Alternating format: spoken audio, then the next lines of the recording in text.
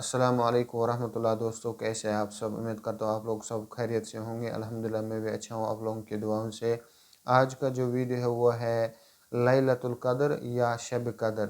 तो पहले हम जानेंगे कि जो लैलतुल क़द्र या शब कद्र हैं वो किसे कहते हैं। इसका दूसरा मतलब है पावर ऑफ नाइट, मतलब इस रात की ताकत क्या है। तो अल्लाह ने फरमाया है कुरान में, इन्ना अंज़लनाहु फ़ी लैलतुल क़द्र वमा अदराका मा लैलतुल क़द्र लैलतुल क़द्र खैरुम मिन अल्फ़ि शहर।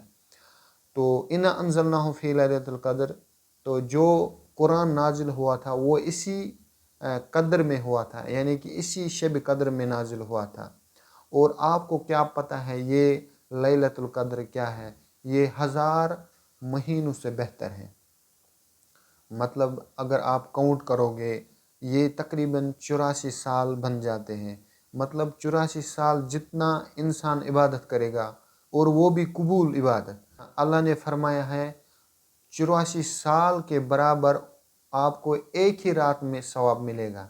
यानी कि अगर आप 84 साल तक इबादत करोगे और अल्लाह 84 साल की इबादत आपको कबूल करेगा, लेकिन अगर आपको शब कद्र कबूल हो गई 84 साल का आपको एक ही रात में सवाब मिलेगा।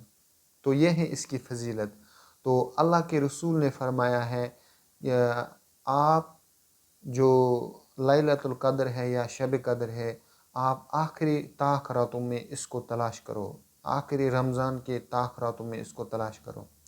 तो ताक रातें क्या आती हैं? 21, 23, 25 और 27 और 29।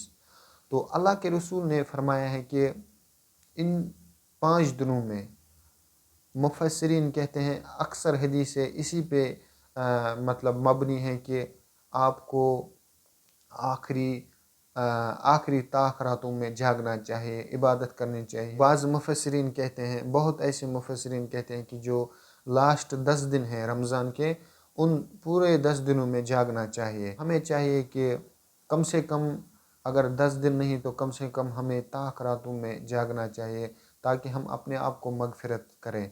रसूलुल्लाह सल्लल्लाहु अलैहि वसल्लम ने फरमाया, मैं अपनी उम्मत को बताने जा रहा था कि लैलतुल क़द्र कब है। 25 है, 27 है, 29 है, 23 है, 21 है, कब है। तो दो लोग आपस में लड़ रहे थे, झगड़ रहे थे, चिल्ला रहे थे। तो जो वो इल्म था, जो अल्लाह ने उसको वो शब कद्र के बारे में इल्म दिया था, मतलब कब है, 21 है, 25 है, 23 है, 27 है, कब है, तो वो जो इल्म था वो रसूलुल्लाह सल्लल्लाहु अलैहि वसल्लम भूल गया। फिर रसूलुल्लाह सल्लल्लाहु अलैहि वसल्लम ने कहा है कि आप आखिरी अशरे में, रमज़ान के आखिरी अशरे में लैलतुल क़द्र या शब कद्र तलाश करो। हज़रत आयशा रज़ियल्लाहु तआला अन्हा फरमाती हैं कि मैंने रसूल सल्लल्लाहु अलैहि वसल्लम से कहा कि अगर मुझे शब कद्र मिल जाए तो मुझे कौन सी दुआ पढ़नी है। तो रसूल सल्लल्लाहु अलैहि वसल्लम ने फरमाया हज़रत आयशा को, आपको ये दुआ पढ़ना चाहिए, अल्लाहुम्मा इन्नका अफ़्वन तुहिब्बुल अफ़्व अफ़्वन्नी। तो हमें भी ये दुआ पढ़ना चाहिए ताकि हम अपनी गुनाहों की मग़फ़िरत करें। तो इंशाल्लाह उम्मीद है कि जो जो भी मतलब मुसलमान हैं वो इन 10 दिनों में जागे, कम से कम 5 ताक रातें उसको अपनी गुनाहों को मग़फ़िरत करनी चाहिए। लेकिन बाज़ ऐसे मुसलमान हैं जो मतलब गुनाह करते हैं, जो नमाज नहीं पढ़ते, जो शराब पीते हैं, जो ज़िनाई होते हैं, कम से कम वो भी तो रमज़ान में नमाज पढ़ते हैं, रोज़ा रखते हैं। फिर उनको मतलब कभी कभार एहसास हो जाता है, क्या पता अल्लाह हमें माफ़ करे या ना करे। तो अल्लाह कहता है कुरान में, ला तक़नतु मिन रहमतिल्लाह, हमें अल्लाह की रहमत से नाउम्मीद नहीं होना चाहिए। अल्लाह की रहमत वसी है। तो अल्लाह कहता है कि उदऊनी अस्तजिब लकुम, अल्लाह कहता है कि आप मेरे से मांगो, मैं आपको दुआ कबूल करूँगा। आप मुझसे तो मांगो। लेकिन बदकिस्मती के साथ आजकल के मुसलमान अल्लाह को छोड़ के किसी पीर फ़कीर के पास जाते हैं। ज़लील नहीं होंगे तो और क्या होंगे। अल्लाह खुद कहता है कुरान में, उदऊनी अस्तजिब लकुम, हमें अल्लाह से मांगना चाहिए, हमें शिरक नहीं करना चाहिए, हमें शिरक से बचना चाहिए। जो पीर फ़कीर है वो भी तो इंसान है, उनके हाथ में क्या है, वो तो बीमार हो जाते हैं, वो भी तो उनका जब वो बूढ़े हो जाते हैं वो चल नहीं पाते हैं। बस अल्लाह से यही दुआ करते हैं कि हमें अल्लाह तौहीद पसंद बनाए और अल्लाह हमें तौहीद पे ही मौत दे। बाकी हमें इन 10 दिनों में इबादत खूब करनी चाहिए, कुरान पढ़ना चाहिए, نفل پڑھنی چاہیے جہنم کی آگ سے بچا لے۔ تو اللہ سے بس یہی دعا کرتے ہیں، ہماری عمل اتنی خاص نہیں ہے، ہماری عمل اتنی مطلب زیادہ نہیں ہے کہ ہم جہنم کی آگ سے بچ جائے، لیکن اللہ تو غفور الرحیم ہے۔ اللہ کے رسول نے فرمایا ہے کہ وہ بدنصیب شخص ہے جس نے شب قدر پا لیا ہے اور اپنے آپ کو مغفرت نہیں کیا، وہ سب سے بڑا بدنصیب ہے۔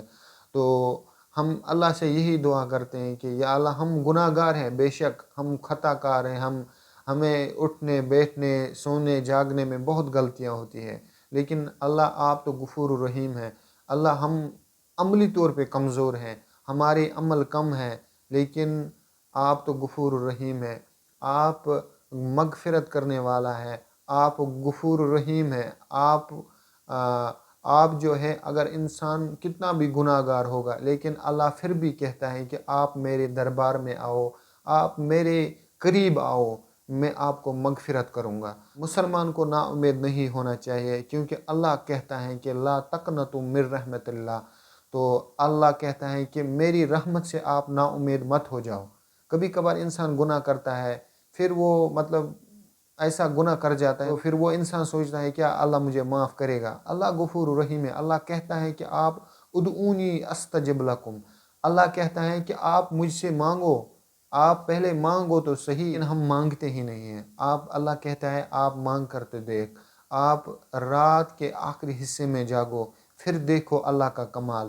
لیکن انسان اس وقت اپنے گرم بسترے میں ہوتا ہے۔ گناہوں کی مغفرت مانگنی چاہیے تو تاکہ اللہ ہمیں دنیا اور آخرت میں کامیاب کرے۔